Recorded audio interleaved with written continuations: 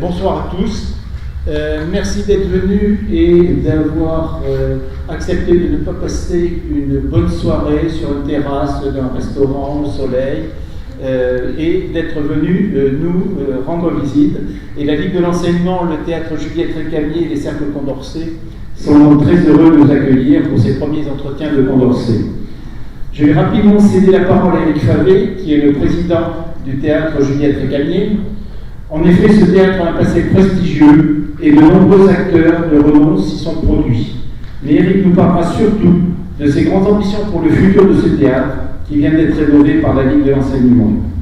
Ensuite, Martine Besson, qui est la vice-présidente de la Ligue en charge des questions européennes, nous dira quelques mots en liaison avec le prochain congrès de la Ligue qui se tiendra à Rennes dans une dizaine de jours, avec pour thème principal l'éducation à l'esprit critique. Donc Eric, bien, bonsoir à toutes et à tous et merci aussi d'avoir consacré ce début de soirée à une question d'importance, mais j'y reviendrai. Je vais vous dire quelques mots sur ce lieu que peut-être certaines ou certains d'entre vous ont fréquenté à l'époque où il était ouvert au public, mais c'était il y a très très longtemps, puisque c'était avant 1977. Donc aujourd'hui nous sommes dans le théâtre Juliette Récamier et non plus dans le théâtre Récamier. Et ce n'est pas simplement parce que la rue s'appelle maintenant Juliette Récamier que nous l'avons renommée Juliette Récamier, c'est par affirmation et féminisation volontaire d'un lieu, parce qu'il n'y a pas énormément de lieux artistiques et culturels dans Paris et en France qui portent des noms d'autrices, d'intellectuels, de chercheurs, de metteurs en scène féminines. Donc vous êtes dans le théâtre Juliette Récamier. Fait partie de son projet dès la création de cet art. Et le cinéma est intégré dans le projet artistique, politique et d'éducation populaire de la Ligue. Et donc c'est sans problème qu'elle en fait une salle de cinéma. Donc tous les soirs il y a cinéma, sauf quelques soirs concédés pour d'autres activités. Et il restera cinéma jusqu'en 1953. Au sortir donc de la Seconde Guerre mondiale, la salle est un peu vétuste, elle est même franchement dégradée. Donc des activités s'y perpétuent, à la fois activités internes de la Ligue, quelques conférences, quelques rencontres, quelques débats. Mais la Ligue décide de le transformer en théâtre en 1954. Et donc des travaux importants pour en faire une salle de théâtre qui contiendra 500 places à peu près. Le cadre de scène est créé à ce moment-là, la scène est rectifiée. Ça devient un véritable théâtre qui va permettre à la salle de vivre en gros une seconde vie ou une troisième vie. Ça deviendra entre 1957, son ouverture, et 1977, on va dire, le théâtre de Paris, le lieu où passe toute la jeune création de l'époque. C'est comme ça qu'on l'appellerait aujourd'hui. Jean Villard s'installe ici, ce sera la seconde salle du TNP. Renaud Barrault s'installe ici quand ils sont, entre guillemets, virés de l'Odéon avant de partir à la gare d'Orsay.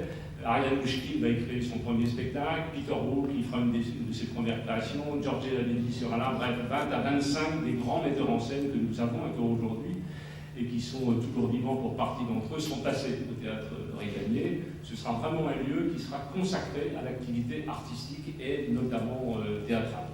Pendant quelques instants, sur ces 20 années, la Ligue de l'enseignement en prendra directement la programmation. Il y aura la préfiguration d'un centre de... Sinon, maintenant, je vais donc passer la parole à Martine Besson, qui est vice-présidente de la Ligue, après cet exposé qui nous montre que le théâtre Juliette Récamier a de grandes ambitions pour le futur. Martine, c'est à toi. Merci. Bonsoir à vous tous et toutes. Moi, je me réjouis vraiment à double titre de votre présence. Tout d'abord parce que nous sommes dans ce lieu artistique dont Eric a retracé l'histoire en renaissance, symbolique de la culture que promeut la Ligue de l'enseignement, et tout autant pour le sujet qui sera porté en plaçant l'Europe au cœur de nos échanges, puisque cette question est celle que je porte dans mon mandat électif à la Ligue de l'enseignement. L'Europe fait partie du vaste champ investi par la Ligue en tant qu'association d'éducation populaire sur les questions d'éducation, de démocratie, de droits civiques. Elle y a déjà, voilà 20 ans, consacré sa question de congrès, agir et décider en citoyen d'Europe. Je crois que c'est toujours d'actualité. André Jourde, qui était un grand militant de la Ligue, qui vient de nous quitter, en fait un rapporteur particulièrement investi et convaincant. Oui, notre mouvement a su élargir au-delà des frontières nationales cette invitation pour chaque femme et chaque homme à débattre, à agir, pour comprendre la société où il vit, y prendre part, avec des valeurs éducatives, émancipatrices et laïques.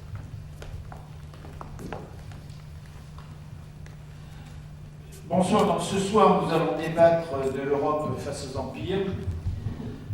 L'Europe en fait s'est construite après les cataclysmes des deux guerres mondiales pour pacifier les relations entre les principaux pays européens sous l'aide protectrice et bienveillante des États-Unis d'Amérique. Elle a connu un fort rattrapage économique et une paix relative jusqu'en 1990, puis une courte parenthèse enchantée de 1990 à 2005 après l'effondrement de l'URSS. Alors, le mercantilisme et l'ordolibéralisme allemand triomphaient et faisaient la promotion de la mondialisation heureuse.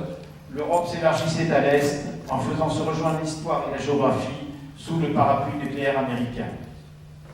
Toutefois, quelques signaux plus ou moins faibles auraient dû alerter les Européens, comme par exemple les guerres de Yougoslavie, avec notamment les bombardements de l'OTAN sur la Serbie en 1999, qui ont rompu la confiance avec les Russes, ou les guerres de Géorgie, la guerre de Géorgie, ou bien la volonté nette des Américains de se désengager du Moyen-Orient et de l'Europe pour pivoter vers l'Asie-Pacifique dès la fin des années 2000, ou enfin le développement économique de plus en plus agressif des Chinois.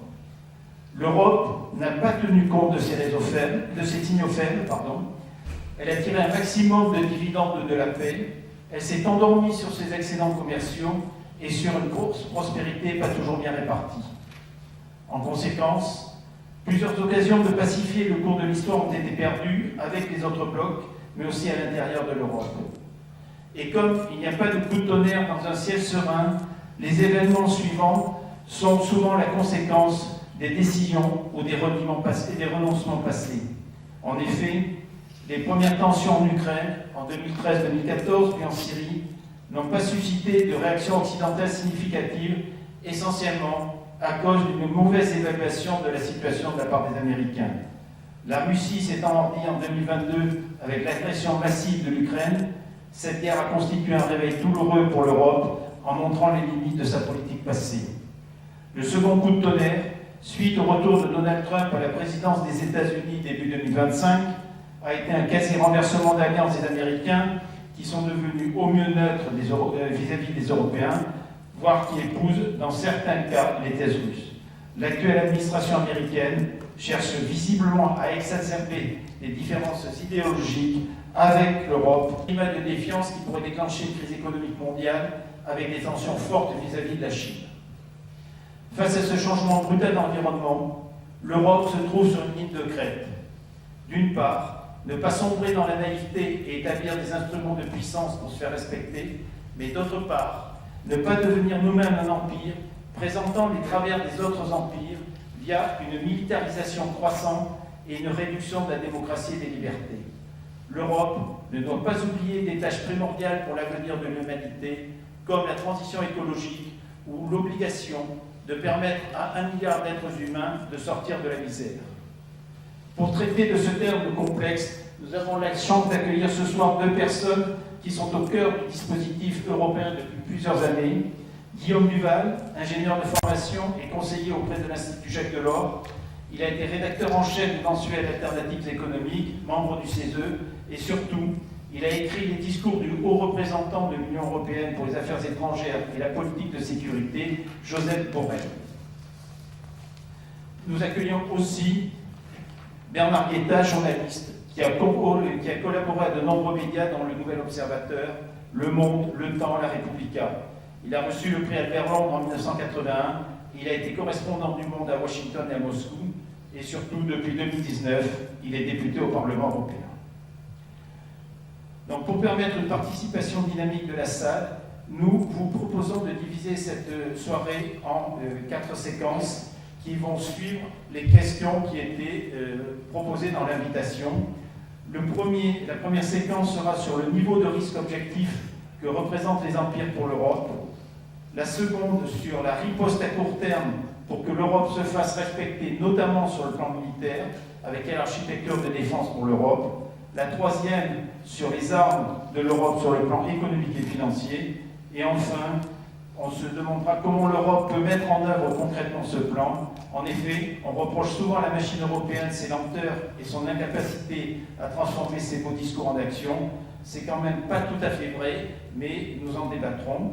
Donc je vais céder la parole à Bernard et à Guillaume, qui vont commencer par faire un petit exposé introductif sur le niveau de risque objectif que représenté par les empires pour l'Europe et ce que nous pouvons faire en réaction.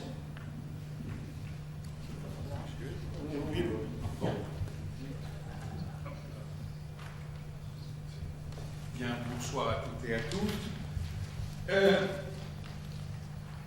Hier, pas plus tard qu'hier, au Parlement, je faisais partie d'un petit groupe de députés qui recevait une haute personnalité ukrainienne venue nous parler de la situation sur le champ de bataille et des rapports de force. Il a commencé son topo en disant, j'ouvre les guillemets, le principal problème aujourd'hui est l'Amérique. Il y a eu un moment de stupeur. Un député lituanien qui était là lui a dit vous voulez dire la Russie? Il a dit non, l'Amérique. Et il a dit l'Amérique pourquoi? Parce que l'Amérique, évidemment, aujourd'hui soutient, enfin l'Amérique, Trump et l'Amérique, malheureusement, soutient totalement Vladimir Poutine dans ce conflit. Pourquoi? Parce que l'Amérique de Donald Trump, il n'est malheureusement pas seul. Il y a beaucoup de gens autour de lui qui nous semblent désarçonnants, parfois totalement idiots, souvent même, mais qui ont un raisonnement, ont une vision du monde qui est tout à fait structurée, hélas. Pour ces gens-là, l'Europe est un adversaire pour de très multiples raisons. La première, c'est que nous sommes un marché de 450 millions de personnes. Si l'on ajoute à l'Union européenne seule, la Grande-Bretagne, qui se rapproche de plus en plus de l'Union, la Norvège, la Confédération helvétique, qui a été tellement réticente dans ses rapports avec l'Union, et qui, aujourd'hui, depuis la réélection de Trump, cherche à se rapprocher de nous. Si on y ajoutait, et peut-être faudra-t-il le faire, bientôt le Canada, l'Australie, d'autres pays, le Groenland, je ne sais pas, enfin beaucoup d'autres pays qui se sentent de plus en plus proches de nous, ce qui ne veut pas dire naturellement qu'ils intégreraient l'Union. Nous représentons virtuellement un troisième pôle politique qui s'affirme. Et ce pôle politique est évidemment un pôle économique, parce que le marché états-unien, c'est 320 millions, 360 millions, c'est-à-dire quand même 100 millions de moins que l'Union européenne toute seule. Et ils ne nous aiment pas pour ça, nous sommes un concurrent.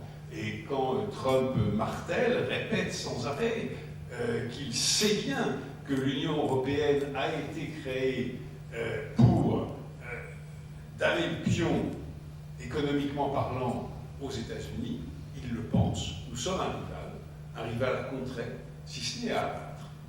Deuxièmement, nous sommes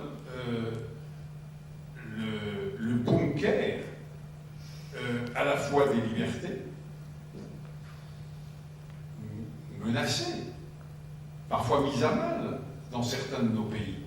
Enfin, quand on fait la comparaison avec les États-Unis, la Chine, la Russie, le reste du monde, oui, nous sommes le bunker des libertés. Pire que ça, nous sommes le bunker de la protection sociale. Où la protection sociale existe-t-elle aussi fortement que dans les pays de l'Union européenne? C'est très simple, nulle part. Absolument nulle part. Donc nous sommes, aux yeux de ces gens-là, un rival à battre, et pour reprendre la célèbre phrase de François Mauriac sur l'Allemagne, Trump aime tellement l'Europe qu'il préfère qu'il y en ait 27, c'est-à-dire qu'il n'y ait plus d'unité européenne, et il fait tout pour y arriver, pour l'instant sans succès. Mais il fait tout pour y arriver. La Russie maintenant. La Russie, celle de Poutine, parce qu'il n'y a pas que celle de Poutine. Mais enfin, comme Trump, Poutine, comme Trump pour l'Amérique, Poutine incarne la Russie aujourd'hui.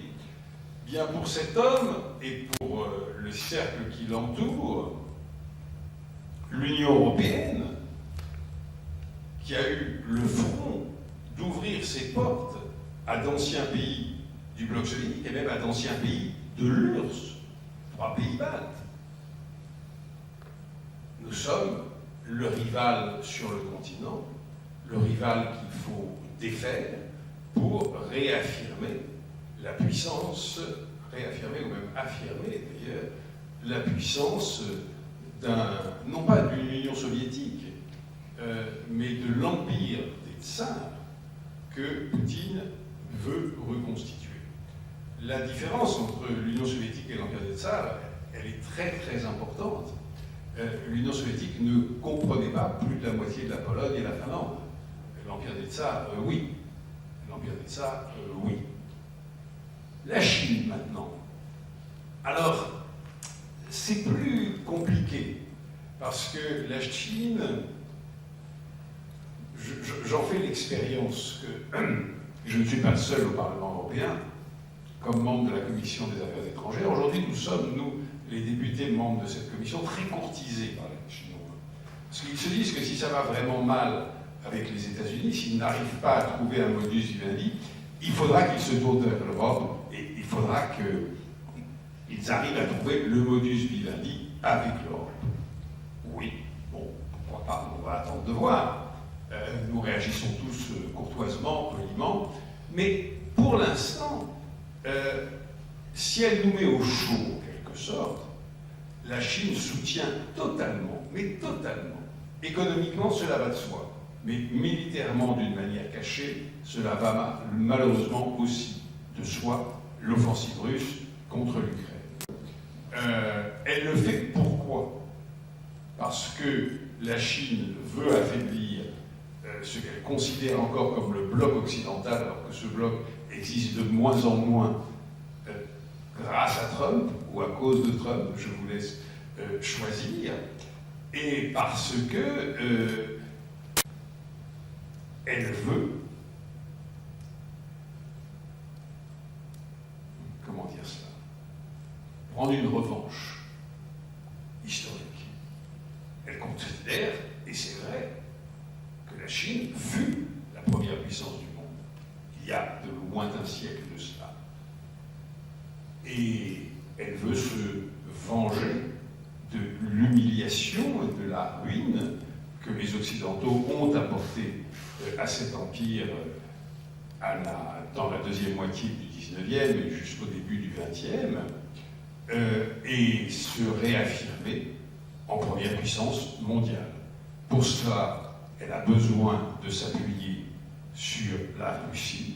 Pour cela, elle a besoin de s'appuyer sur le défi que la Russie lance à l'Europe. La Chine reste, même si, encore une fois, elle a au chaud d'autres visions, la Chine reste un adversaire déterminé des Européens.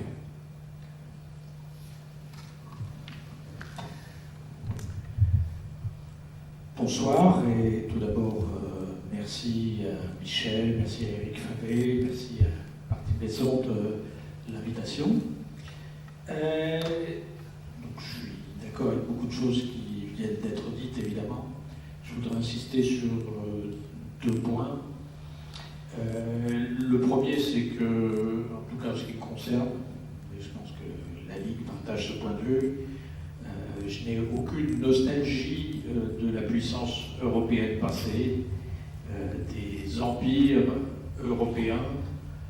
Je pense que le déclin de l'Europe est une excellente nouvelle pour le monde, parce que ça veut dire que les inégalités mondiales se réduisent.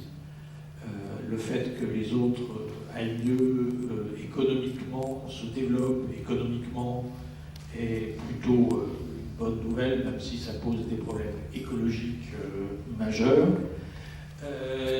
Donc la question qui se pose à nous, c'est pas une mais d'autres ne le voient pas comme ça, en particulier l'extrême droite. C'est pas la nostalgie du temps des colonies, c'est pas la nostalgie du temps des empires européens, du temps où c'était nos canons qui envahissaient le reste du monde. Donc ça, c'est un premier point qui est important. Après, oui, aujourd'hui, donc il y a un certain nombre d'empires, donc la Russie, comme ça vient d'être dit. Et je pense que c'est pas simplement de l'impérialisme russe, hein. Il y a aussi derrière une vraie pensée d'extrême droite chez Poutine, qui est une haine de la démocratie, une haine des Lumières. Tout ce qu'il mobilise autour de ça est assez profond. Alors évidemment, ça peut faire rire quand la Russie de Poutine se veut la défenseuse des valeurs familiales, etc., quand on sait l'état où se trouve la société russe par ailleurs, mais c'est quand même autour de ces idées-là qu'il combat l'Europe démocratique. Et de l'autre côté maintenant, effectivement, on a les États-Unis de Trump qui sont eux aussi en train de basculer à l'extrême droite sur le plan des idées. Alors on peut se demander si c'est juste un mauvais moment à passer, s'il suffit juste d'attendre les midterms, s'il suffit juste d'attendre 2028 pour que ça se termine. Donc c'est un peu tôt pour le dire, mais pour l'instant, moi je ne suis pas très optimiste sur ce plan-là. Je pense qu'il vaut mieux s'habituer à l'idée. En tout cas, il faut qu'on définisse notre politique dans l'idée que ça peut durer. Que ça peut être un tournant profond de la société américaine. Donc Bernard l'a dit, mais il n'est pas tout seul.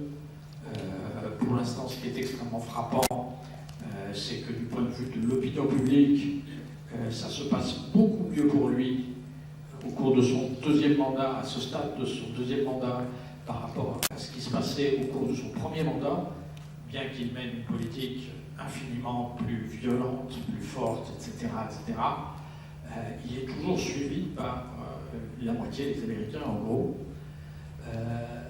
Donc l'idée que ça ne pourrait pas durer, que ça ne pourrait pas dégénérer, que la démocratie américaine ne pourrait pas pourrait résister et rétablir les choses, me paraît une idée pourrait être dangereuse si on s'appuyait trop dessus. Par ailleurs, ça a déjà été dit, sur le plan géopolitique, il est clair que le désengagement de l'Europe, le fait de ne plus soutenir l'Europe, notamment face à la Russie, c'est pas simplement Trump, c'était déjà la politique d'Obama.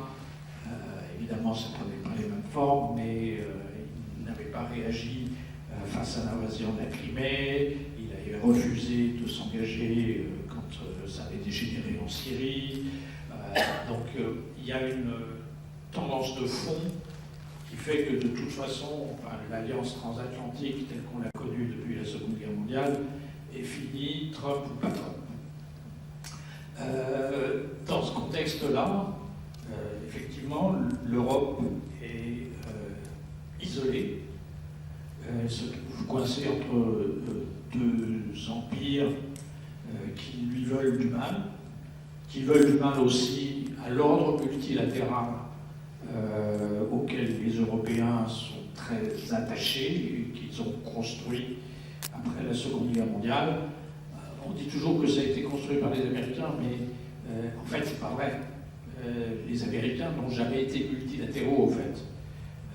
Ils n'ont jamais adhéré à la Cour internationale de justice, ils n'ont jamais adhéré à la Cour pénale internationale, ils ont toujours craché, depuis très longtemps et avant Trump, sur l'ONU, sur l'UNICEF, etc., etc. Les seuls qui étaient vraiment attachés jusqu'ici à l'ordre multilatéral, ils n'ont jamais souscrit au protocole de Kyoto, ils ont traîné les pieds sur la lutte contre le changement climatique, etc., etc. Les seuls qui ont été, dans le monde occidental, les seuls qui ont été vraiment attachés au multilatéralisme, c'était nous. Donc tout ça représente effectivement une menace énorme. C'est d'autant plus une menace que la seule alliance qu'on pourrait jouer face à l'alliance Amérique-Russie plus Chine, c'est une alliance avec les pays du Sud. Et le problème, c'est que l'Europe fait exactement tout ce qu'il faut pour ne pas faire cette alliance, ou plutôt même dresser les pays du Sud contre l'Europe. C'est le cas en particulier à travers la politique migratoire de l'Union européenne, qui est vraiment une politique d'extrême droite aujourd'hui. Ursula von der Leyen s'est alignée depuis longtemps déjà sur Giorgia Meloni sur ce dossier et mène une politique d'extrême droite. C'est le cas aussi par la politique qu'on mène sur le plan de l'aide au développement, du financement de l'aide au développement. Donc aujourd'hui, les principaux budgets qui sont en recul au niveau européen comme au niveau national des pays européens, ce sont d'abord les budgets d'aide au développement et les budgets qui sont liés à cela. Ça résonne très très mal dans les pays du Sud, en particulier en lien avec la question climatique. On a traîné des pieds depuis l'accord de Paris pour donner des sous, enfin mettre des sous dans la balance pour aider les pays du Sud à faire face au changement climatique. Et là, maintenant, on est parti pour le faire encore plus dans le futur. Ça s'est aussi très mal passé, c'est quelque chose que vous n'avez peut-être pas perçu dans le grand public en Europe, mais ça s'est aussi très mal passé pendant le Covid. Donc on est très fiers d'avoir fait plein de vaccins, qu'on a fait vacciner tous les Européens, etc. C'est vrai que c'était assez réussi sur ce plan-là. Mais ce qui a été perçu, et à juste titre par ailleurs, c'est que nous avons monopolisé, avec les Américains de leur côté, les vaccins, et on a très peu aidé les pays du Sud durant cette période-là. Donc il y a les pays du Sud qui nous en veulent en plus, en tout cas pour les Français, pour un certain nombre de pays, du fait du passé colonial, etc. On voit avec l'Algérie, on voit avec le Sahel, ce que ça donne. Donc, coincé qu'on est entre la Russie de Poutine, liée à la Chine de Xi Jinping, et les États-Unis de Trump, ce qu'il faudrait qu'on fasse, c'est effectivement d'aller chercher le Brésil, d'aller chercher l'Afrique du Sud, d'aller chercher l'Inde, etc. Mais à travers les politiques qu'on mène en Europe, on fait à peu près exactement tout ce qu'il faut pour que ça ne marche pas. Excusez-moi, j'ai oublié un élément très important, c'est le soutien apporté à Netanyahou depuis 2023, qui a dressé l'ensemble des pays du Sud contre l'Europe, qui a en particulier affaibli beaucoup le combat des Européens pour soutenir l'Ukraine, dans la mesure où ça a montré un double standard absolument évident et absolument scandaleux dans la manière de traiter ces deux conflits de la part des Européens, ce qui a nourri puissamment la propagande de Poutine dans les pays du Sud, pas simplement dans les pays musulmans. Donc ça a été dit, j'ai travaillé pour Borrell, mais quand Borrell se rendait au Chili, quand Borrell se rendait au Brésil, la première question que lui posait Boric et la première question que lui posait l'administration Lula, c'était qu'est-ce que vous êtes en train de faire avec Netanyahou et Gaza, quoi. Donc enfin bon, on va y revenir, je pense, sur les réponses, etc. Mais si on veut se sortir de cet étau, c'est certes en faisant des choses vis-à-vis du Canada, du Japon, des autres pays occidentaux, en faisant en sorte, en gros, d'avoir un G6, un G7 sans les Américains, donc de coordonner très étroitement notre politique vis-à-vis des États-Unis, en particulier avec les autres pays occidentaux, enfin dits de l'Occident, etc. Mais ça doit être aussi de faire ce qu'il faut vis-à-vis des pays du Sud pour sortir de cet étau. Ok. Merci beaucoup Bernard et Guillaume pour ces deux interventions liminaires très intéressantes. Des collègues au Parlement qui me disent mais comment personne en Russie ne se dresse contre Poutine. Alors d'abord c'est pas vrai. Oui, c'est ça. D'abord c'est pas vrai parce que s'il a tellement brutalisé la répression, c'est précisément parce qu'il a peur que la contestation de son agression contre l'Ukraine ne prenne des formes trop importantes. Il y a beaucoup de gens qui sont en prison aujourd'hui, tout simplement pour avoir protesté. Un prof dans une salle de classe, une mère de famille qui va discrètement, jusqu'à temps qu'on l'attrape, coller des petits autocollants à la place des prix sur les rayons des magasins de commerce, où elle dit arrêtez la guerre en Ukraine, toutes sortes de manifestations de ce genre. Mais surtout, la répression est tellement violente, parce que c'est 7 ans de prison, quand c'en est pas 20, pour simplement avoir protesté contre la guerre. Que, évidemment, il n'y a pas aujourd'hui de mouvement de masse contre Poutine. Mais rappelons qu'au début de la décennie précédente, il y avait des manifestations de masse à Moscou et dans toutes les grandes villes de la Russie contre Poutine. Vraiment des manifestations de masse. Et que, par exemple, à Moscou, la dernière fois qu'il y a eu vague liberté, vraiment très très vague, on a vu des gens qui se sont qui s'opposaient à Poutine être élus massivement, spectaculairement. Par exemple, un monsieur qui s'appelle Yashin, que je connais, qui est un ami personnel, et il s'est retrouvé au conseil municipal de Moscou, et après l'entrée des troupes russes, il a fait une déclaration en réunion du conseil municipal. Bon, je ne vous dis pas la suite, ça a été la prison immédiate. Pour de nombreuses années, il est aujourd'hui libre. Pourquoi? Parce qu'il y a eu cet échange de prisonniers dont il a bénéficié, comme Karamurza et quelques autres, trop peu d'autres. Et il y a Yashin qui était dans mon bureau la semaine dernière au Parlement, m'a apporté une liste de 15 prisonniers politiques russes. Les top priorités, me dit-il, qu'il faudrait vraiment faire sortir de prison. Donc il y a une protestation.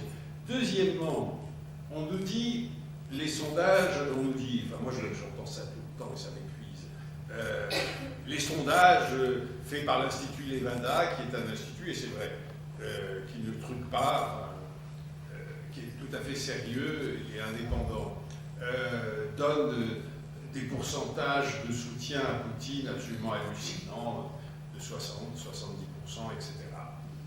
Ben oui, évidemment.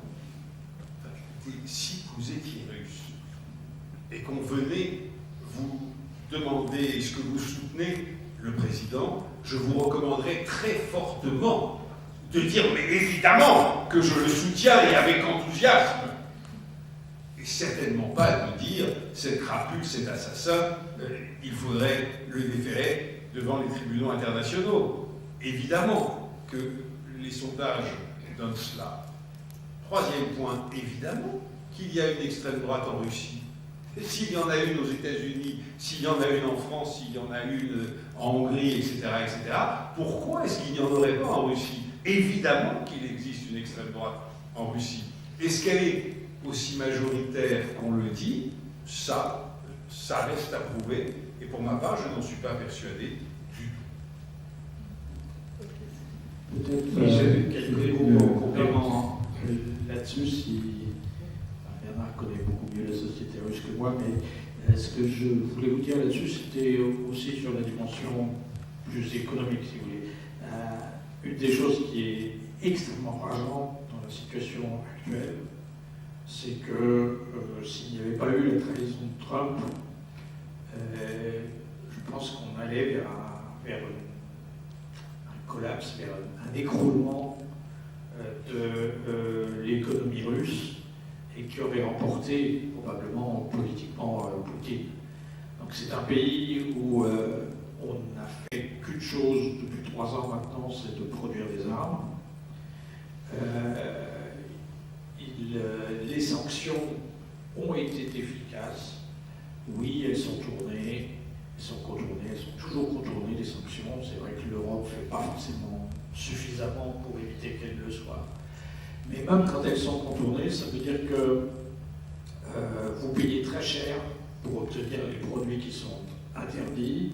Ça veut dire que vous avez des problèmes de quantité, vous avez des difficultés à en trouver autant que vous en voulez, etc. etc. Donc c'est un pays dans lequel l'aviation est dans une situation dramatique parce qu'ils n'ont plus de pièces détachées, ils n'ont plus de maintenance, etc. C'est un pays dans lequel l'industrie pétrolière est dans une situation dramatique parce qu'ils n'ont plus de pièces détachées, ils n'ont plus de maintenance, des technologies occidentales.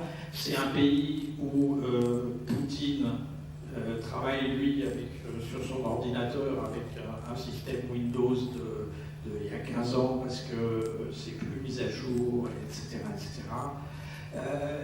Il s'en est sorti jusque-là parce qu'il a mobilisé essentiellement dans les régions périphériques, il a donné beaucoup d'argent aux gens pour qu'ils s'engagent. Et puis en plus, les femmes étaient très contentes que leurs mecs qui passaient leur temps à boire et leur taper dessus soient partis et à toucher quelque chose quand ils étaient morts. Donc il s'en est sorti comme ça jusque-là, mais ça ne peut pas durer très longtemps. Enfin, ça ne pouvait pas durer très longtemps et il aurait été probablement confronté à des difficultés majeures. L'inflation était repartie, le rouble s'était cassé la figure, etc.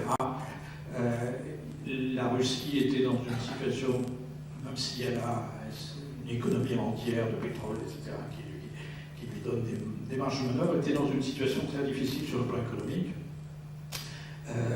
Malheureusement, Trump lui a redonné un peu d'oxygène, donc le rouble est un peu remonté, la bourse est un peu remontée, etc. etc. Mais la situation est très difficile pour la Russie et pour Poutine. Le fait qu'il soit obligé, le fait que la grande quantité des armes qu'il utilise aujourd'hui soient des armes nord-coréennes, c'est quand même d'abord un signe de l'extrême faiblesse, y compris du complexe militaro-industriel russe tel qu'il est aujourd'hui. Ce qui pourrait se passer, ce qui pourrait d'ailleurs se passer dans les prochains jours, je veux dire suite en particulier au coup que les Ukrainiens ont réussi sur les avions russes, etc., c'est pas une protestation populaire qui aura raison de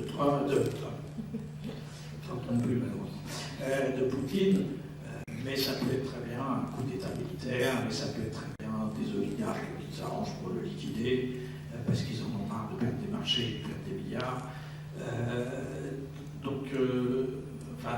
C'est quelque chose que Bernard dit toujours, nous on va mal, mais les autres, il ne faut pas les surestimer non plus, et c'est le cas en particulier de la Russie de Poutine. Vous savez, en une phrase, quand on pense au succès, avec beaucoup de guillemets, de l'offensive russe en Ukraine, faisons une comparaison. Un président fou français décide d'envahir la Belgique. 3 ans après, il n'est toujours pas à Bruxelles. 3 ans après, il n'est toujours pas à Bruxelles et il s'arme où? En Centrafrique. C'est la situation. Et je voulais poursuivre un petit peu sur la crise de l'Europe.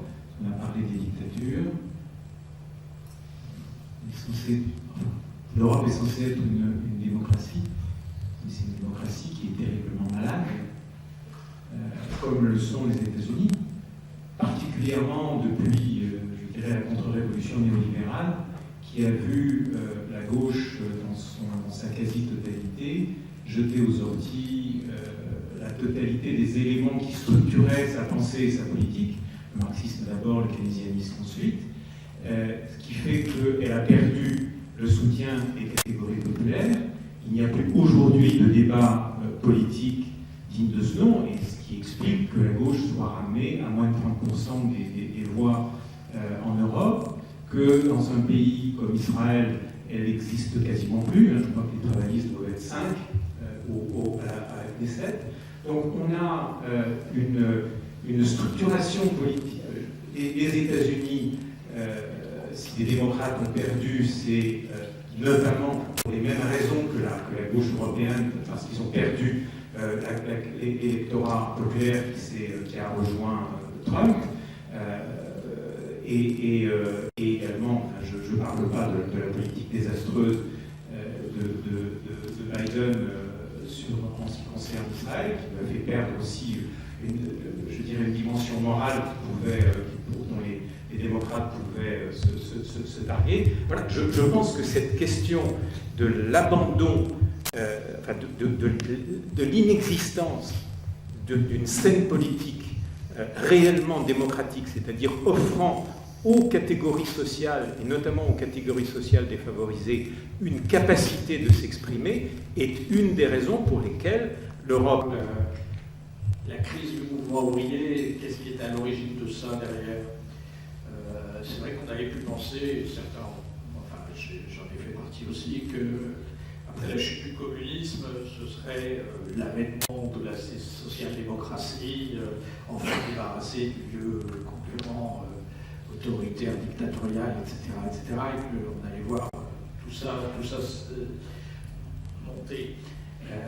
Mais ce qui se passe, c'est qu'en fait, les communistes et les sociodémocrates ou les socialistes, ils se sont beaucoup battus pendant un siècle, mais ils partageaient fondamentalement une idée, c'était que dans la société, il y avait le capital et le travail, et que ça se jouait autour de ça, qu'il fallait rassembler les travailleurs pour prendre le pouvoir et changer la société. Alors, les uns voulaient le faire par la dictature et la révolution, les autres par la réforme et le parlementarisme, mais fondamentalement, ils étaient d'accord là-dessus.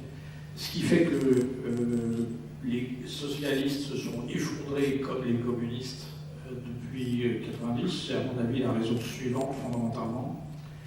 C'est qu'en fait, dans des sociétés où quasiment tout le monde est salarié, aujourd'hui il y a plus de 95% de gens qui sont salariés, en fait, on ne peut pas rassembler le salariat.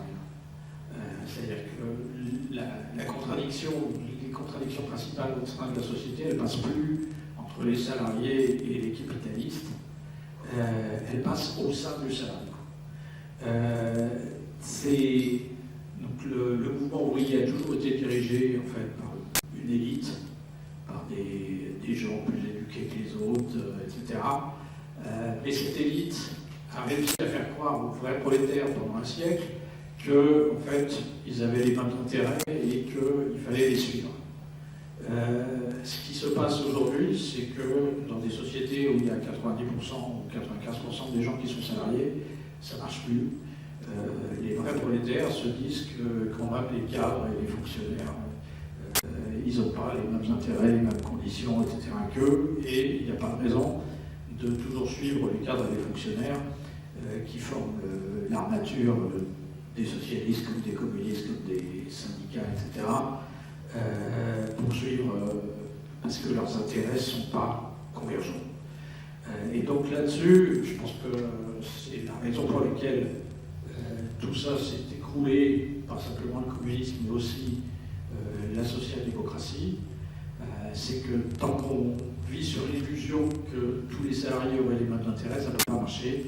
Il faut traiter les vrais prolétaires qui continuent à exister et même être plutôt de plus en plus nombreux sous une forme d'alliance de classe. Mais ça veut dire aussi que les fonctionnaires et les cadres qui forment l'essentiel de la Ligue de l'enseignement, comme d'autres forces de gauche, doivent accepter de renoncer à un certain nombre de choses pour que les prolétaires aillent mieux. Et ça, c'est compliqué politiquement, c'est normal, mais c'est compliqué. Alors, ce qui se passe aujourd'hui, donc c'est pour ça, à mon avis, fondamentalement, qu'il y a une crise du mouvement ouvrier de la gauche dans tous les pays développés et que l'extrême droite prospère. Ce qui se passe aujourd'hui peut, alors d'habitude c'est pas ça pour notre duo, mais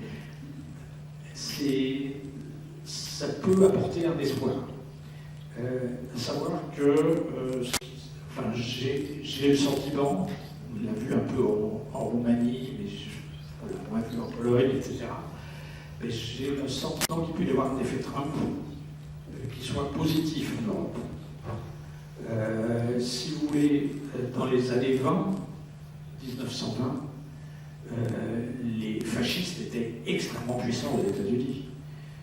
Henry Ford, donc l'inventeur de la bagnole pour tous, etc., c'était un nazi, c'était un antisémite ultra convaincu, un soutien extrêmement puissant d'Hitler, etc., y compris financièrement et tout ça. Les partis nazis étaient extrêmement puissants aux États-Unis, donc Henry Ford a failli se présenter aux élections présidentielles de 1924 pour les républicains sur cette base-là. Charles Lindbergh fait pareil dans les années 30, etc. etc.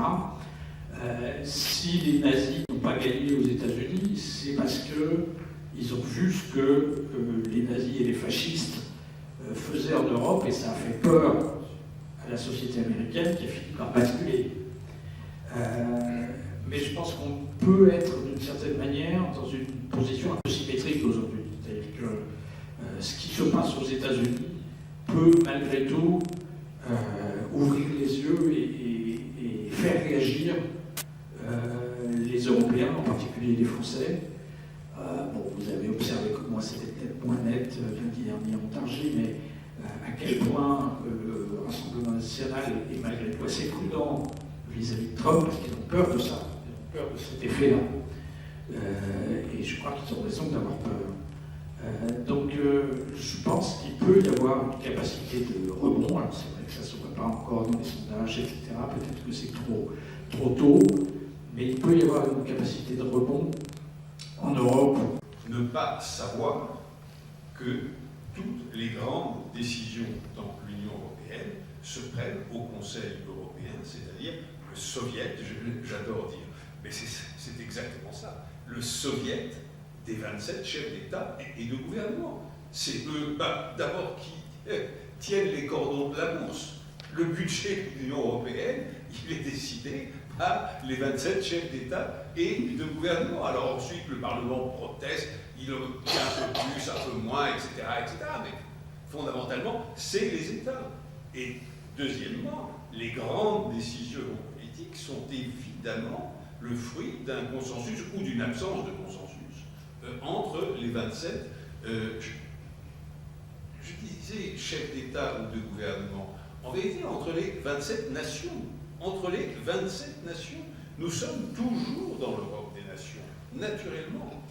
Vous le déplorez, moi aussi, je suis fédéraliste aussi, mais c'est ainsi. Et non seulement c'est ainsi, mais les nations sont en train, mois après mois, de reprendre toujours plus la main sur le peu d'institutions communes que nous avons. Et elles le font pourquoi? Parce que maintenant nous abordons une question que nous n'avions jamais abordée en tant qu'union ou en tant que communauté hier, celle de la guerre ou de la paix. Et face à la question de la guerre ou de la paix, évidemment que les nations reprennent un poids prépondérant par leur chef d'État ou de gouvernement. La majorité ou la majorité, l'unanimité ou la majorité qualifiée, oui, je comprends ce que vous dites, je le partage largement, mais est-ce que vous croyez que l'on peut décider de la guerre ou de la paix à la majorité? Non. Non. On ne peut le faire que soit par un groupe de willings, comme on dit, de ceux qui veulent, soit, évidemment, par consensus. Et ce qui est en train de se passer, c'est qu'on voit émerger un groupe de ceux qui veulent et qui réunit aussi bien des pays de l'Union européenne que des pays européens ou non européens extérieurs à l'Union européenne. Et je reprends ma liste de tout à l'heure, la Grande-Bretagne, le Canada, l'Australie, la Norvège et de plus en plus d'autres. Une phrase encore, avant qu'on passe au deuxième chapitre. Nous entendions Guillaume à l'instant dire il faudrait aujourd'hui, et il a tout à fait raison, je partage tout à fait son point de vue, nous rapprocher, ou en tout cas tenter de le faire, du Brésil, de l'Inde et de l'Afrique du Sud. Qu'est-ce qu'on fait? Qu'est-ce qu'on essaye de faire?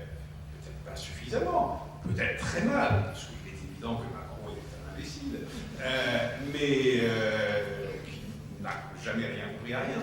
Mais qu'est-ce qu'on essaye de faire aujourd'hui? Et pas seulement nous les Français, l'ensemble de l'Union européenne, si ce n'est précisément de nous rapprocher du Brésil et de l'Inde.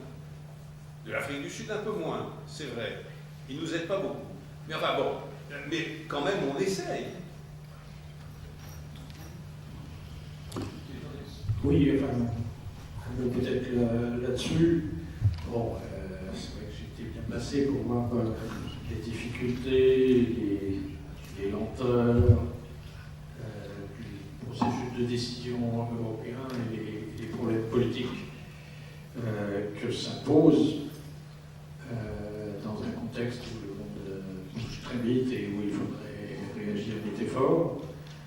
Je pense qu'il y a plusieurs questions qui sont centrales, peut-être qu'on y reviendra plus tard, mais je pense que la question de l'argent est centrale. Ce qui se passe, c'est que ça fait 70 ans bientôt qu'on s'aime, qu'on veut faire plein de choses ensemble, mais pour l'instant on a mis 1% des richesses qu'on produit chaque année en commun, et ça ne permet pas d'avoir des politiques qui soient sensibles, enfin qui soient importantes, qui aient un impact à l'échelle européenne. La seule chose qu'on sache faire à l'échelle européenne pour l'instant, et c'est ça qui pose des problèmes, c'est qu'on fait des normes. On fait des interdictions, on fait des trucs, etc. Évidemment, ça crée un backlash, ça crée des difficultés. Le truc le plus typique, c'est le Green Deal et la lutte contre le changement climatique. Comme on n'a pas de budget européen, les choses qu'on a fait, c'est des normes très strictes sur les bagnoles, sur les trucs, etc. Et c'est de mettre un prix du carbone très élevé. Alors évidemment, ça plaît à personne, ça ne plaît pas aux industriels, ça ne plaît pas aux citoyens qui payent plus cher, etc.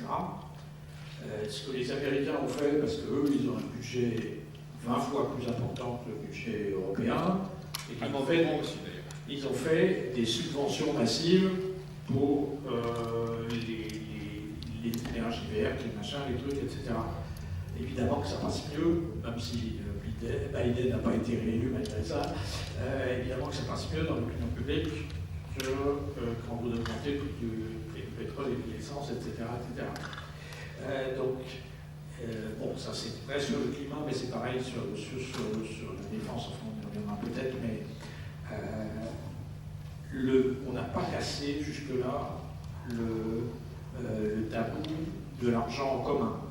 On avait pu penser qu'on avait commencé à casser avec Next Generation EU, avec l'emprunt qui a été fait de 750 milliards d'euros face au Covid. Ça a été vraiment fait grâce à Angela Merkel. C'est-à-dire que je crois que Angela Merkel, elle le dira sans doute jamais, sauf peut-être sur son lit de mort, mais elle avait compris à ce moment-là que les Allemands avaient complètement déconné dans la crise de la zone euro, dans la crise grecque, etc., et qu'ils avaient mené l'Europe au bord du gouffre. Et avant de passer la main en Allemagne, elle voulait absolument être sûre que face au Covid, on ne recommence pas les mêmes conneries. Le sujet, c'est qu'on n'a pas réussi malgré tout à pérenniser ce type de choses. Je pense que c'est beaucoup de la faute d'Ursula von der Leyen en particulier. C'est-à-dire que personne ne s'est battu derrière, notamment face à la guerre en Russie, pour recommencer, pérenniser ce truc-là, donner à l'Union européenne des ressources propres qui lui permettent de rembourser cet emprunt, etc., etc. Donc ça, c'est une bataille qui a été perdue jusque-là, mais qui est essentielle si on veut dépasser toutes ces limites. Mais malgré tout, il y a des choses aussi qui bougent et qui bougent plutôt dans le bon sens. c'est que les États qui étaient les plus réticents pour tout ce type de choses, c'était beaucoup les pays de l'Est d'une part et les Nordiques d'autre part. Et ce sont aujourd'hui les États, à quelques exceptions près, qui sont importantes, mais ce sont les États qui se sentent aujourd'hui les plus menacés par la Russie, par la politique de Poutine, etc.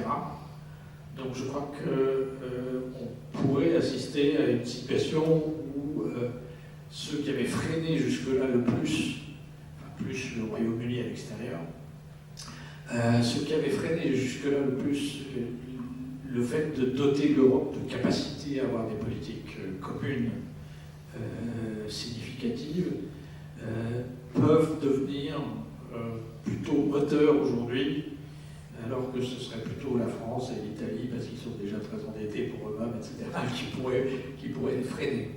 L'exemple le plus classique et le plus typique, c'est effectivement ce qui s'est passé en Allemagne ces dernières semaines, donc avec Merz, donc la droite la plus dure, la plus ultra-libérale sur le plan des idées, etc., qui fout en l'air le frein à la dette et qui décide de s'endetter massivement pour notamment redresser la barre sur le plan de la défense, des infrastructures, etc. Bon, donc je pense que les choses peuvent changer et peuvent bouger sans doute plus rapidement qu'on ne le pense. Si vous voulez, je pense que c'est un peu la tectonique des plaques, c'est-à-dire que ça n'a pas l'air de bouger pendant très longtemps et puis tout d'un coup, il y a un gros truc qui passe. Je ne sais pas sous quelle forme ça prendra, mais je pense qu'on arrive à un moment où ça va être possible. Je ne sais pas si ça va être possible dans le contexte de l'Union européenne en tant que telle, ou si ça va être possible, enfin si ça va prendre la forme, et notamment sur le plan de la défense, je pense que ça prendra la forme de ce que Bernard appelait les coalition of willings, enfin les coalitions volontaires. Mais il va se passer des choses, et je pense que les temps sont mûrs pour qu'il se passe des choses importantes. Ok, merci. Donc, nous allons passer au chapitre suivant, et d'ailleurs la transition était toute faite, puisque l'évaluation du risque objectif sur les empires nous conduit effectivement à nous poser la question de savoir comment se faire respecter sur le plan militaire et quelle architecture de défense pour l'Europe. J'aimerais quand même vous poser deux petites questions annexes pour lancer ceci. C'est en préparant cette conférence, j'ai eu l'impression que Poutine jouait avec l'histoire de la profondeur stratégique, qui historiquement c'était le territoire, donc il avait le classique de l'Europe de l'Est, mais vu la défense nucléaire qu'il a, personne ne va attaquer la Russie en tant que telle. Donc je pense qu'il cherche beaucoup plus à avoir un glacis idéologique pour ne pas être contaminé par les idées occidentales et les idées de liberté, et parce que cela permet aussi à son système oligarchie, de kleptocratie, de prédation, de continuer. Alors, cela dit, je pense que c'est aussi très dangereux pour lui, parce que on a parlé de la Chine. La Chine le soutient, je suis tout à fait d'accord avec ce que vous venez de dire, mais là aussi, faisant un peu de prospective en 2050, il y a un scénario très simple. La Chine contrôlera directement ou indirectement toute la Sibérie, et la Russie, enfin c'est déjà en partie le cas peut-être, mais la Russie deviendra un État de 80 millions d'habitants, tout à fait banalisé, et qui aura totalement perdu la grandeur. Et Poutine en veut beaucoup à Gorbatchev, qui a été un peu l'architecte de la disparition de l'URSS, mais il risque d'être l'architecte de la disparition de la Russie. Donc, qu'est-ce qu'on peut faire face à ces gens qui peuvent être d'autant plus dangereux, c'est le cas aussi des Chinois, être d'autant plus dangereux qu'il y a des intérêts très importants, on parle du technoféodalisme aux États-Unis aussi. Qu'est-ce qu'il faut faire pour se faire respecter et sur l'architecture de défense en Europe? Vous avez dit... J'ai commencé tout à l'heure, c'est un... Voilà.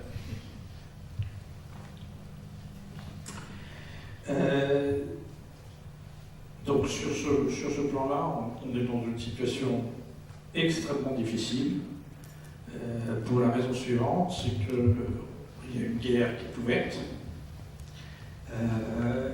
Et pour la mener, on dépend aujourd'hui extrêmement étroitement des États-Unis, à la fois sur le plan du renseignement, à la fois sur le plan des armements dans des domaines essentiels, sur le plan de l'aviation, sur le plan des anti-missiles, enfin de la défense aérienne. Donc, on aurait besoin, face à la trahison de Trump, de se passer des Américains et de construire une architecture de défense sans eux. Mais si on fait trop vite, trop fort, et s'ils se retirent vraiment, y compris militairement, s'ils arrêtent le renseignement aux Ukrainiens, etc., tout ça s'écroule en quelques jours ou en quelques semaines.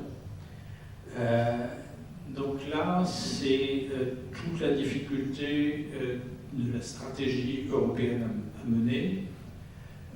Il faut effectivement qu'on monte en puissance et en autonomie sur le plan de l'industrie de défense et des capacités militaires en Europe, sans pour autant précipiter trop vite un départ des Américains et un arrêt du soutien américain, en particulier à l'Ukraine. Donc c'est le contexte général. Après, ce qui se passe, c'est que c'est effectivement un domaine où tout se décide à l'unanimité et où cette unanimité n'est pas possible aujourd'hui avec la Hongrie, avec la Slovaquie. Donc c'est forcément un domaine où je pense que l'essentiel va se passer en dehors des institutions européennes, dans le cadre des coalitions volontaires dont on a déjà parlé, et en particulier évidemment la question de la place du Royaume-Uni et la question de la capacité nucléaire de la France d'assurer, de remplacer les États-Unis, mine de rien, sur ce plan-là, va se poser et va poser à la France et à l'Europe des questions extrêmement compliquées. Donc les Allemands, les Polonais ont déjà demandé à ce que la France et le Royaume-Uni leur accordent des garanties nucléaires, etc. Donc là-dessus, sur le plan de l'architecture de défense à construire en Europe, la question de savoir si... donc là, il y a une question de transition qui est extrêmement complexe.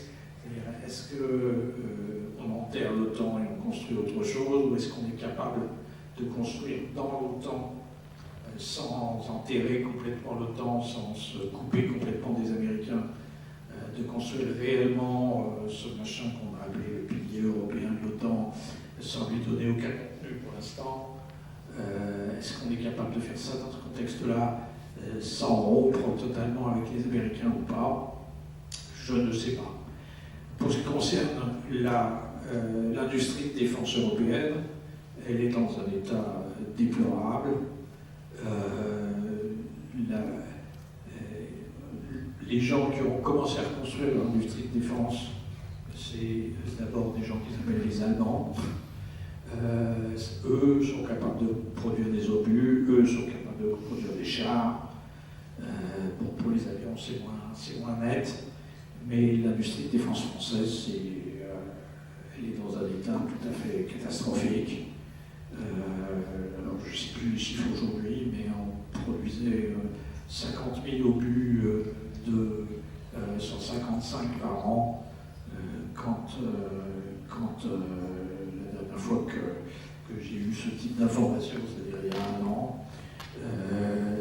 Donc c'est un truc, ça fait 5 jours de combat en Ukraine, quoi. Donc on est très très loin du compte.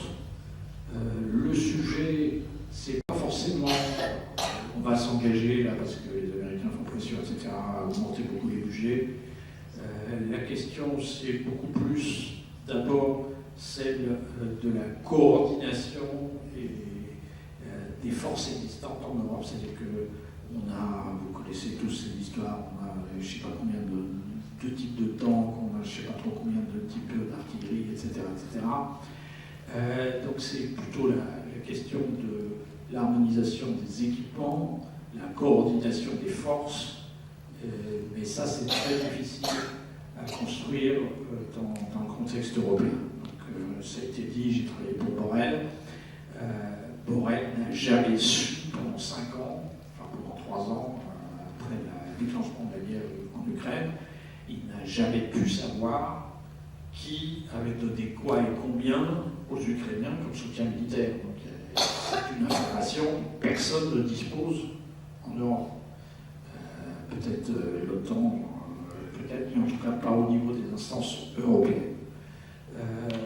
Donc c'est des sujets sur lesquels il y a une urgence extrême à avancer, mais où il y a une difficulté extrême pour les raisons que je vous ai dit, à la fois les difficultés institutionnelles, les militaires sont vraiment les plus attachés à la souveraineté nationale, etc. Et difficultés institutionnelles, difficultés de budget. Donc vous avez peut-être vu que l'Union européenne vient de décider de mettre 120 milliards d'euros pour soutenir l'industrie militaire. Mais en fait, c'est pas vrai, il n'y a rien. Parce que ces 120 milliards d'euros, ce n'est pas de l'argent, c'est des prêts qui seront faits aux États. Donc ce n'est pas de l'argent supplémentaire en fait. C'est le seul avantage que donnent ces 120 milliards d'euros, c'est la différence entre le taux d'intérêt auquel l'Europe peut emprunter et le taux d'intérêt auquel les différents États peuvent emprunter. Dans la plupart des cas, c'est très faible. Pour la France, ce n'est pas tout à fait très faible. Et pour l'Italie non plus. Mais dans la plupart des cas, c'est extrêmement faible et ce n'est pas une incitation forte. Donc on n'a pas de budget, on n'a pas de sous pour doper l'industrie européenne vraiment. C'est là-dessus que l'Union européenne pourrait faire des choses, mais elle n'a pas d'argent pour le faire. Bon, je pense qu'on aura un point de vue un peu différent. Non, parce que je suis entièrement d'accord avec Guillaume, parce que c'est effectivement le grand problème sur la question de la transition. Nous n'avons pas intérêt c'est même le moins qu'on puisse dire, à accélérer le retrait des Américains du théâtre européen. Nous n'avons pas intérêt, c'est même le moins qu'on puisse dire, à précipiter la fin de l'Alliance Atlantique. Et d'un autre côté, il se peut très bien que Trump précipite lui les choses et que nous nous retrouvions vraiment sans plus d'appui américain face à l'offensive russe. Ça, c'est mon point d'accord avec Guillaume. Pour le reste, je ne comprends pas cette sombritude désespérée. Non, il faut vraiment, non, là, ça ne va pas du tout. Ça ne va pas du tout. Alors, l'industrie de défense française est dans un état si catastrophique que nous n'arriverons même pas à fournir les commandes de l'Inde et de tant d'autres pays, notamment dans l'aviation. L'industrie et les forces armées donc, françaises sont dans un état si catastrophique que l'Allemagne, la Pologne et en vérité bien d'autres pays tambourinent à notre porte en disant « s'il vous plaît, étendez la protection nucléaire française à nos pays ».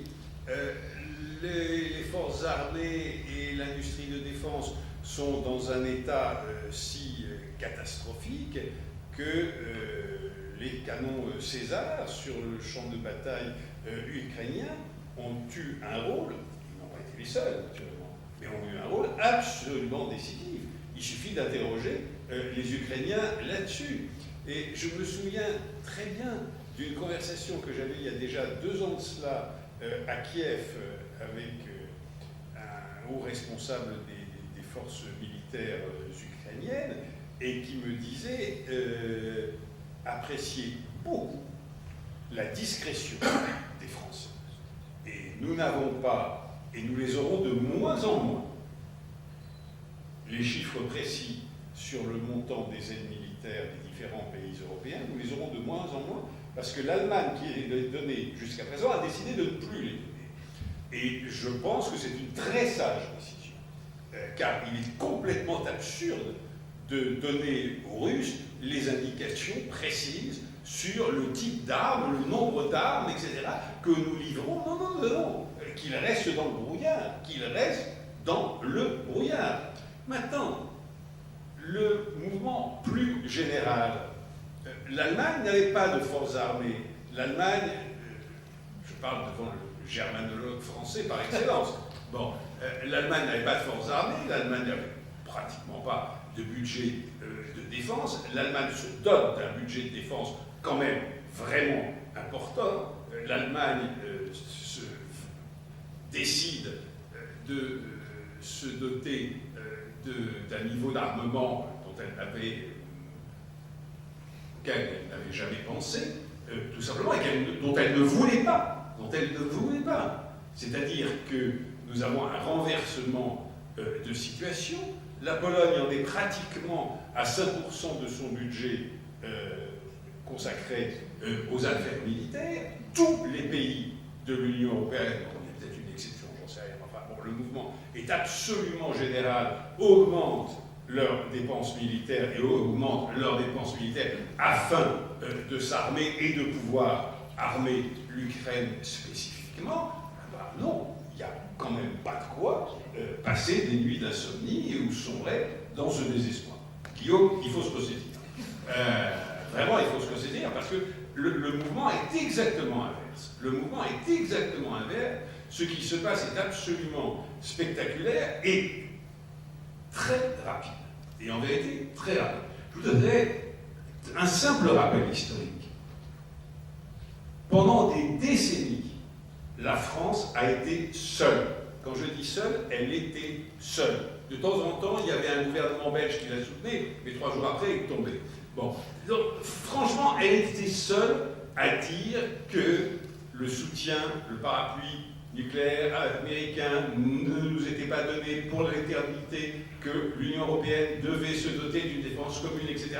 Et jusqu'il y a une poignée d'années, tous les autres États membres répondaient « Mais oui, on sait bien la grandeur de la France, votre haine des Américains, cette vieille rivalité, vous êtes la lumière du monde, mais non, chers Français, vous n'êtes plus la lumière du monde, malheureusement, ce sont les Américains, etc., etc. » Eh bien, aujourd'hui, il n'y a plus un seul opposant à la constitution d'une défense commune, pas même M. Orban. M. Orban est absolument hostile au soutien militaire à l'Ukraine. Il n'a jamais été hostile, absolument jamais, et il ne l'est pas devenu, à la constitution d'une défense commune. Alors, ça vient trop tard, ça c'est sûr. Nous avons un retard considérable à rattraper, ça c'est absolument certain. Nous avons un retard considérable à rattraper au moment où nos caisses sont vides, c'est encore plus certain. Et c'est bien sûr que les difficultés sont là, qu'elles seront colossales, mais le tableau que vient de faire Guillaume est totalement inexact. Totalement inexact, c'est le fruit d'une dépression nerveuse. C'est pas du tout ça. Maintenant, est-ce qu'on va rattraper? Je dirais que les chances que nous le fassions sont loin d'être négligeables. Parce que nos caisses sont vides, mais nous sommes immensément riches. Nous, les pays de l'Union européenne, le taux d'épargne dans les comptes en banque des pays européens est extraordinairement important et beaucoup plus important, si je ne me trompe pas, que celui des États-Unis. Bon, ne parlons pas, là, de nouveau, de la Russie, de la Chine, ou de l'Inde, ou de je ne sais qui. Non, qui a de l'argent aujourd'hui? C'est nous, les Européens. Il faut savoir le drainer, le conduire vers les investissements, non pas seulement dans le domaine militaire, dans tous les domaines industriels. Il faut qu'enfin, nous ayons des politiques industrielles communes, et militaires bien sûr, mais civiles évidemment. Bien sûr que oui. Est-ce qu'on va y arriver? Là encore, nous avons un retard considérable. Je ne veux pas faire cocorico, mais pendant des décennies, la France a été seule à dire qu'il fallait des politiques industrielles communes à l'Union européenne, et on lui répondait mais non. Mais vous savez, chers Français, le temps de Colbert et même de Georges Pompidou est largement dépassé. Les politiques industrielles conduites par les États, mais non, c'est complètement démodé. Ce sont les entrepreneurs qui s'occupent. Enfin, vous connaissez. Et puis, il y a un moment où tout le monde se rend compte que premièrement, il faut une défense commune et que deuxièmement, il faut des politiques industrielles communes. Quand on a dit ça, souvenons-nous de ce qui s'est passé au moment de la constitution d'Airbus. Mais un matin sur deux, la une du Financial Times annonçait l'explosion de ce projet mégalomane et grotesque qui consistait pour les Européens à vouloir rivaliser avec Boeing. J'adorerais qu'on ressorte une collection des unes du FT de l'époque. Mais le FT ne mentait pas. On n'arrêtait pas de s'étriper. Le site, ah non, il ne sera pas en France, il sera en Allemagne, mais certainement pas, il sera en Belgique, mais certainement pas, etc. Mais mon chômage, mon truc, mon machin, etc. Puis, de toute manière, c'est moi qui ai la maîtrise de la politique aéronautique, comment toi, etc. Jamais c'est moi et patati patata, etc. On va avoir la même chose. On a déjà la même chose. La différence, c'est qu'à l'époque, on n'avait pas la guerre à nos frontières. Là, on a la guerre à nos frontières, et on a les Américains qui se battent. Alors, ça va aller un peu plus vite. Ça va être très, très compliqué. C'est un Himalaya de difficultés. Je ne suis pas du tout en train de vous dire que les choses soient simples et que ça va se faire d'un coup de baguette magique. Non, c'est un Himalaya de difficultés. Et cet Himalaya, on va grimper. Bien sûr qu'on va grimper dessus. Pourquoi? Parce qu'on n'a pas le choix. Tout simplement parce qu'on n'a pas le choix.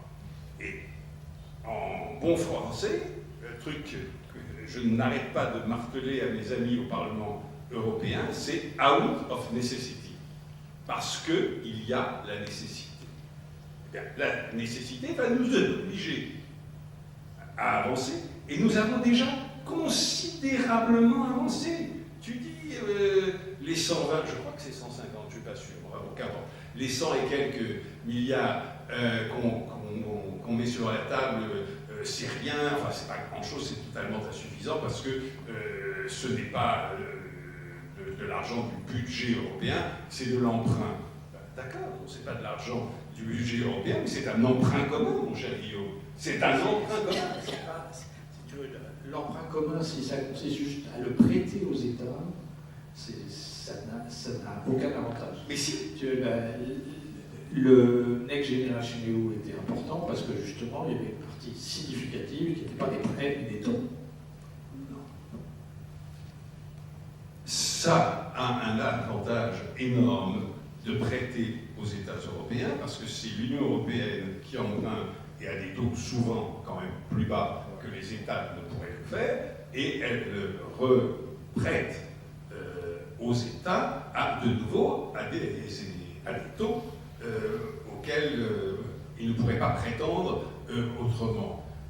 Deuxièmement, il y a ces 120 ou 150, je ne sais plus, pardonnez-moi, ces 100 et quelques milliards, mais il y a aussi tout le reste. C'est-à-dire qu'il y a 450 en plus qui sont des autorisations de dépassement budgétaire.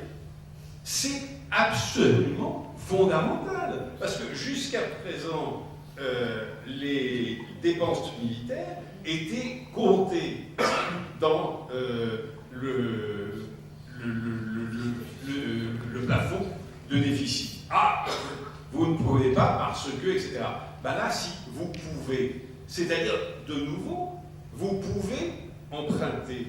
Or, il est absolument fondamental, et je m'étonne que tu ne t'en réjouisses pas plus que cela, toi Guillaume, l'homme de gauche, le keynésien, Il est absolument fondamental que dans cette période, nous puissions, nous, les 27 États, réemprunter beaucoup plus que nous le faisons jusqu'à maintenant. Parce que, par parenthèse, c'est horrible à dire, mais quand on investit dans l'industrie d'armement, eh bien, on alimente la croissance, on alimente les rentrées fiscales, on alimente les budgets sociaux, etc. C'est-à-dire que l'on relance nos économies et on relance avec l'emprunt. Et on relance avec l'emprunt.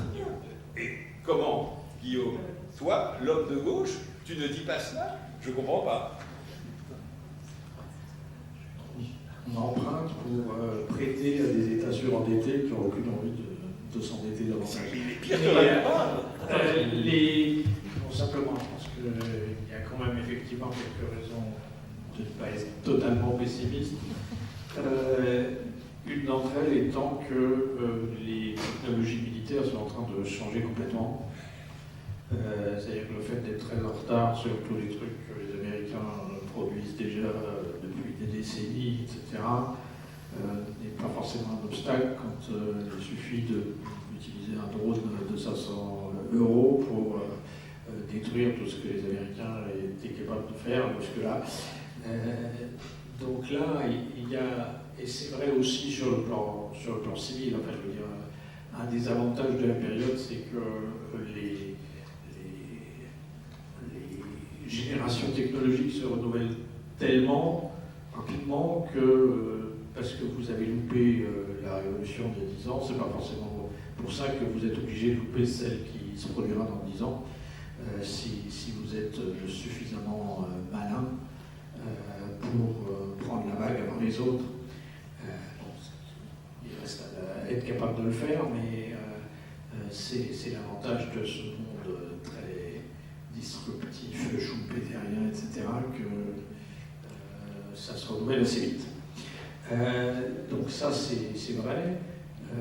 L'autre aspect qui est important, mais qui est pour autant très problématique aussi, c'est que la grande puissance de l'industrie militaire aujourd'hui, c'est l'Ukraine.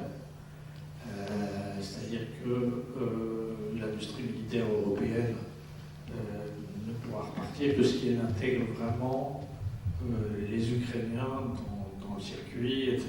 C'est eux qui ont développé les choses réellement disruptives, etc.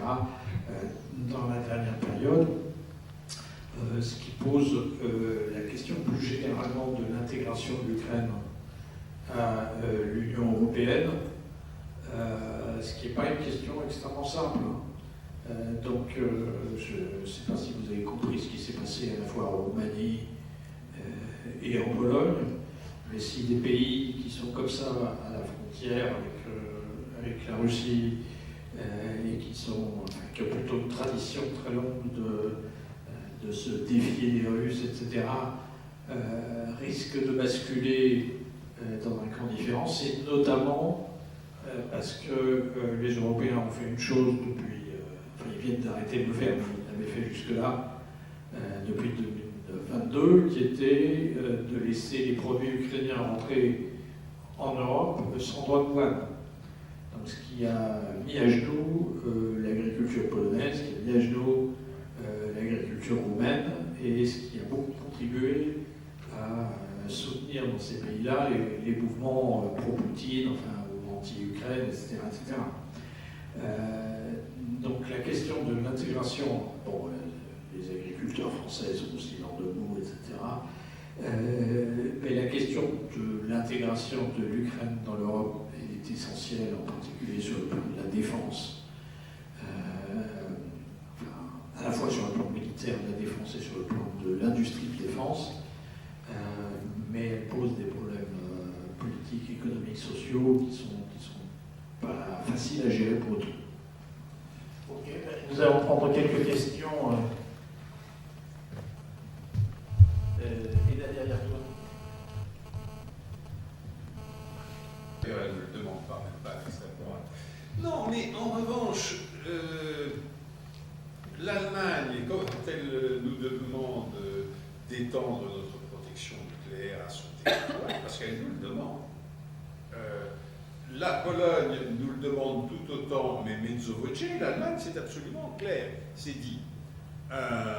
Elle ne nous demande absolument pas d'avoir avec nous le doigt sur le bouton nucléaire. Non.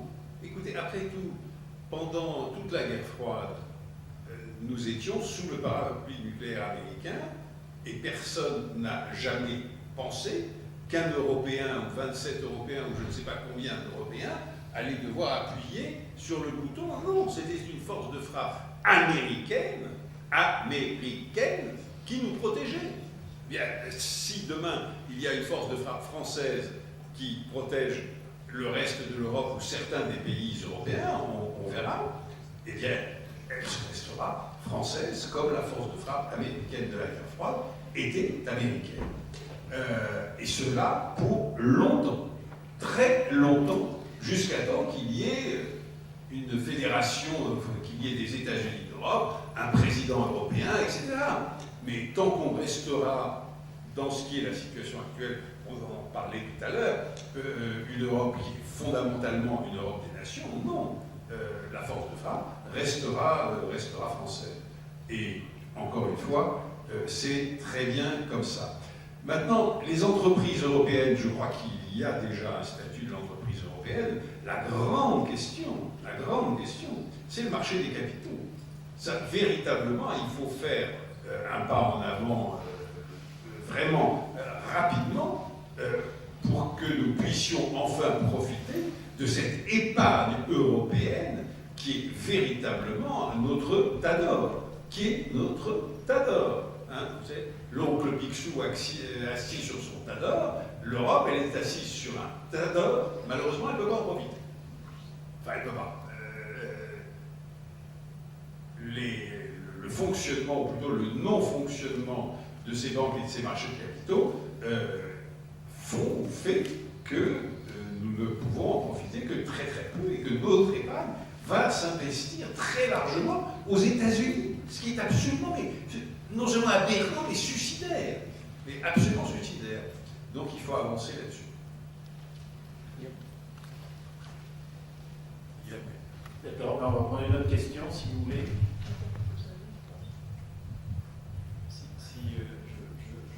Je reposerai une autre question s'il y a d'autres candidats, parce que je ne veux pas monopoliser la parole. Non, mais c'est pour nous. Je pense que le lien qui a été fait entre politique, stratégie de défense et politique industrielle est très important. Je suis un petit peu surpris d'entendre que la France serait toujours le parent bon de la politique industrielle. La politique industrielle, bien sûr, en France, elle a disparu depuis au moins une vingtaine d'années. On a et aucun, à ma connaissance, on n'a jamais eu, par ailleurs, ce qui a été plutôt un succès aux États-Unis, avec une politique militaire qui irriguait largement l'innovation dans d'autres secteurs, via la DARPA. Enfin, tout le monde connaît ce dispositif qui existe aux États-Unis, donc qui n'existe pas en Europe. Donc là, il y aurait quelque chose à faire. Et encore une fois, je pense que si on regarde la politique européenne, la réinvention d'une politique industrielle me paraît essentielle, encore une fois, en ayant conscience qu'elle n'existe plus en France. Il n'y a plus de politique industrielle depuis la disparition du plan et la disparition de l'aménagement du territoire. C'était ça, les éléments de la politique industrielle, les éléments fondamentaux de la politique industrielle en France. Et ça c'est quelque chose qui n'existe plus. Je me souviens d'un article du patron de Saint-Gobain au début des années 2000 qui pestait contre les petits hommes de Bercy, considérant que l'État n'avait pas à définir une politique industrielle parce que les entreprises étaient mieux placées pour le faire, en disant c'est complètement faux et c'est complètement idiot.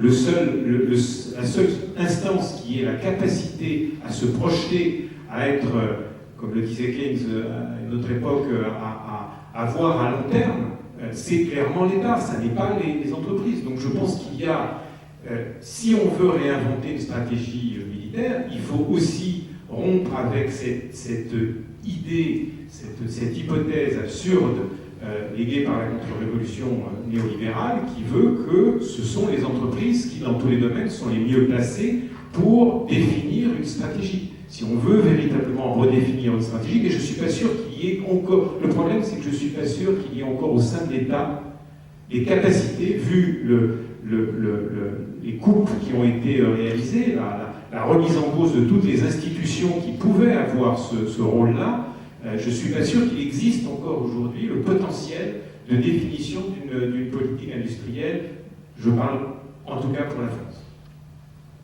C'est à Guillaume de répondre. Oui, enfin, pour ce qui concerne la politique industrielle française, vous avez raison. Mais de toute façon, c'était une volonté, une politique européenne de supprimer les politiques industrielles nationales. Et je dirais que c'est normal et c'est souhaitable. C'est-à-dire que si on fait un marché unique et qu'on autorise tel État à subventionner telle industrie, etc., on va au-devant de graves problèmes. Bon, la difficulté qu'on a eue, c'est qu'on n'a pas remplacé ces politiques industrielles nationales par une politique industrielle européenne quelconque, ce qui fait qu'on a loupé tous les virages technologiques depuis 30 ans. On avait eu un tout petit peu d'avance sur les téléphones portables pendant 5 ans. On n'a même pas été capable de maintenir ça. Parce qu'on n'a pas de politique européenne. C'était d'ailleurs un cas de figure intéressant, puisque on a eu cette avance-là parce que les pays nordiques s'étaient entendus entre eux sur une norme particulière et avaient développé des outils pour ça.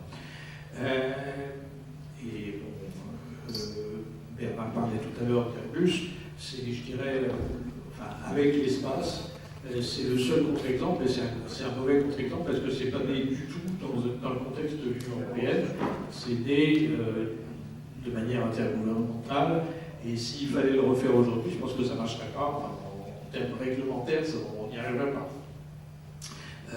Donc là, il y a un vrai problème massif. Là-dessus, la situation évolue à l'échelle européenne, en particulier toute la politique de concurrence est moins tournée aujourd'hui vers le fait d'interdire aux boîtes de fusionner entre elles, de considérer que le fait qu'elles pèsent trop lourd sur le marché européen est un obstacle majeur, etc. etc. La question qui reste déterminante, c'est celle que j'ai déjà évoquée tout à l'heure, c'est le fric.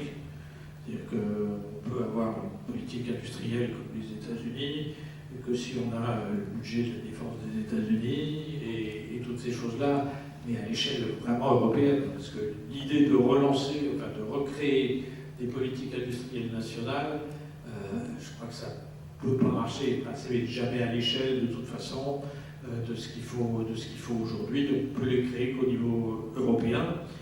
La difficulté, c'est qu'on n'en prend pas vraiment le chemin. Je pense qu'en particulier, j'ai dit tout à l'heure que ce qui se passait en Allemagne était très important, la rupture avec le néolibéralisme traditionnel, etc. Mais c'est une rupture quand même très nationale. C'est-à-dire que c'est vraiment Germany First comme politique.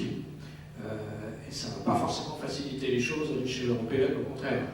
Le fait que les Allemands décident de s'endetter beaucoup pour eux-mêmes, ça risque de rendre plutôt plus difficile le fait qu'ils soutiennent le fait qu'on s'endette ensemble à l'échelle européenne ou qu'on augmente le budget européen de manière significative, etc. etc. Donc c'était très important comme rupture, mais c'est pas forcément le bout du chemin. Et là, je pense que c'est... Alors, est-ce qu'une coalition of willings est capable de mettre de l'argent en commun pour faire des choses en commun en dehors du cadre européen? Ça va être vraiment sans doute une des questions décisives des mois qui viennent, en particulier sur les questions de défense et d'industrie de défense, parce que je ne suis pas sûr qu'on y arrive dans le cadre de l'Union européenne en tant que telle. Ce sera en dehors du cadre européen, en ce sens qu'il y aura d'autres pays que des États membres de l'Union européenne qui vont se joindre à cet effort commun. Mais ça ne veut pas dire que l'Union européenne sera exclue de ça. Ça ne veut pas dire que l'Union européenne ne sera pas partie prenante. Elle l'est pour l'instant, oui et non. Oui et non. Oui mais non. Non, vraiment, c'est un...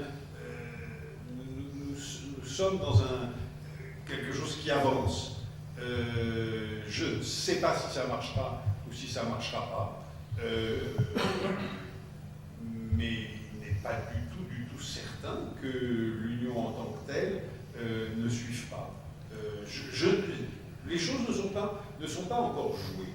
Et si l'Union européenne ne suit pas en tant que telle, à quoi va-t-on assister? On va assister à l'affirmation de ce que Jacques Delors, déjà, appelait l'Europe à plusieurs vitesses, ou l'Europe des cercles concentriques. Et nous allons avoir dans l'Union européenne, j'en suis pour ma part absolument convaincu, et je le souhaite, des degrés d'intégration différents. Et cela signifie que les prochains élargissements de l'Union, car il y en aura, ne se feront pas du tout sur le modèle des élargissements précédents. Qu'est-ce qui va se passer avec l'Ukraine, par exemple? L'Ukraine ne va pas rentrer à vue d'homme, comme la Pologne hier ou comme l'Espagne avant-hier était entrée dans l'Union européenne. L'Ukraine va rentrer en multipliant les accords de coopération et de coopération extrêmement poussés, des accords bilatéraux entre l'Ukraine et l'Union européenne. Et cela fera de l'Ukraine un pays de l'Union de facto. Cela fera de l'Ukraine un pays beaucoup plus engagé et beaucoup plus actif dans l'Union que beaucoup des États membres ne le sont aujourd'hui, sans que l'Ukraine ne soit formellement parlant un État membre. Et ce sera évidemment la question de l'industrie militaire ukrainienne qui va être absolument décisive. Parce que regardez ce qui se passe aujourd'hui, le gouvernement qui n'a pas de politique industrielle, etc. Mais voyons les choses. Tout cela est en train de renaître. Voyons les choses. Le triomphe du néolibéralisme régano-thatchérien, c'est d'hier. On en sort pas assez vite, voilà. Certainement pas assez vite. Certainement trop tard. Et on en sort. On en sort. Et évidemment que ça va être, dans les 10 années qui viennent, le grand retour de Keynes et du keynésianisme. Évidemment qu'on en voit déjà l'amorce. Et donc, qu'est-ce qui va se passer concrètement avec l'Ukraine?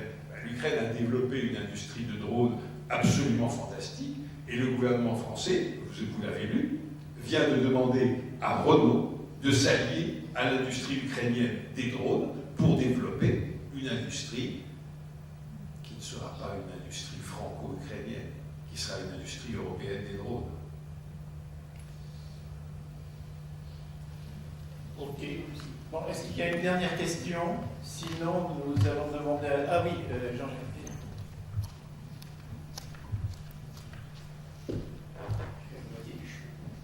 Alors, sur... Ce en quoi il n'est pas en désaccord avec moi, par parenthèse. Donc, nous allons... alors, merci beaucoup parce que nous avons eu effectivement beaucoup d'informations, beaucoup de points de vue différents, beaucoup aussi d'idées qui étaient parfois un petit peu urticantes, mais c'était très bien.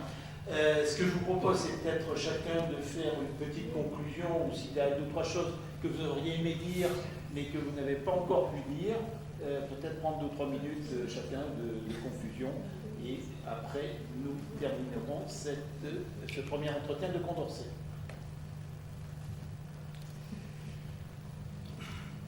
Je vais prendre ça avec une anecdote personnelle.